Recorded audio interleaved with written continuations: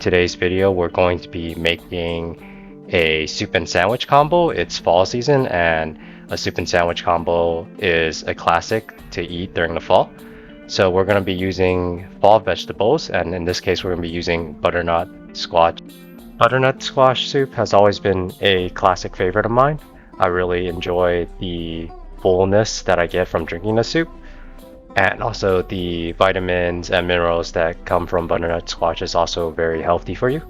So we're also going to be making our own bread and sandwich. We're going to be making a pork katsu sandwich to dip in the soup. And with the bread, we're just going to be starting off making a classic milk bread. So the ingredients are flour, milk of your choice. I use lactate just because I was sharing this bread with people who are lactose intolerant. I use 2% milk. You can use whole milk as well, or even almond milk or other milk substitutes. They work just fine. I added sugar, salt, butter, and also a bag of instant rice yeast. There's also a secret, well, not so secret ingredient, which is cooked bread flour in hot water. So you want to actually make this overnight. You'll just have 1 cup flour to 1 cup of water. Cook the bread flour, wrap in plastic wrap, and let it sit overnight. The purpose of adding this cooked bread flour is to keep the dough moisturized while it's baking. Mix all these ingredients together and work the dough for a good 15 minutes with your hands or use a stand mixer. After that, we're going to let the dough rest for an hour until it's doubled in size, and we're going to split the dough into 4 parts. We want to let the dough rest for an additional 20 minutes, and we will start rolling the dough out into an oval shape. You're going to fold the dough into 3 parts and roll the dough until you get a cylinder with a swirl in it.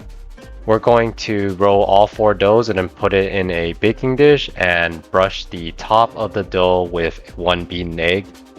We'll let the dough rest for an additional 30 minutes so that it can double in size, and then we're going to bake it in the oven at 365 degrees Fahrenheit for a grand total of 30 minutes. I would suggest letting the bread cool down a bit before trying to cut it because it's really easy to burn your fingers, which I did. So yeah, let that bread rest a little bit, and we're going to start making the katsu.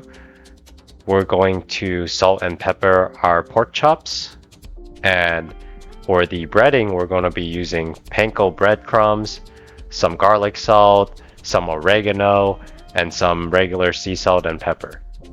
To make sure that the breading sticks on our pork chops, we're going to dip the pork chops in cornstarch, and then after that, dip it in a beaten egg. And finally, put the breading on each pork chop. And we're going to air fry our pork chops. You're going to want to air fry the pork chops at 390 degrees Fahrenheit for 4 minutes on each side. I'm using really thin pork chops, that's why the frying time is relatively low. If you're using thicker cuts of pork chops, you'll probably want to fry it for 5 to 6 minutes on each side.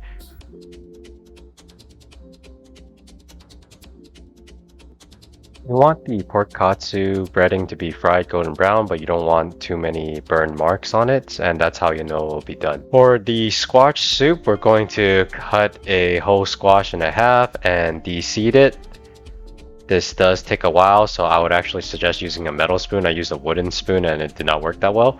And we're going to cut the squash into chunks and just take the meat of the squash out of the peel. We're also going to chop up 1 whole onion. The onion flavor adds quite a lot to the soup.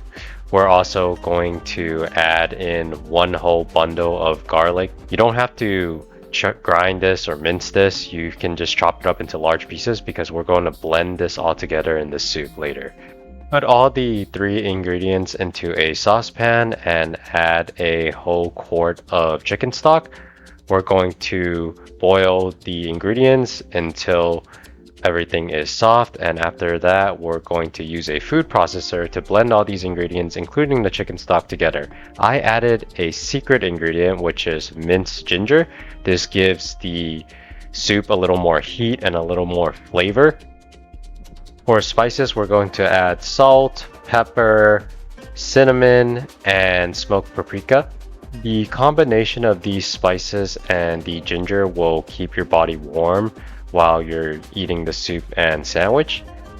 Once the bread has cooled down, we're going to cut the bread into slices, and we're going to toast the bread over a buttered surface for a good couple minutes until it is golden brown on each side. Now we just have to assemble our katsu sandwich. We're going to add some spinach for greens and just put the air fried katsu. And we have our completed soup and sandwich combo. The soup will serve as a dipping sauce for the sandwich. This is a great meal to eat for lunch or dinner. It's chock full of vitamins and minerals, and the combo and type of soup is just perfect for the fall. If you like watching this video, please go ahead and give a thumbs up or subscribe to the channel. Thank you and have a great rest of your day.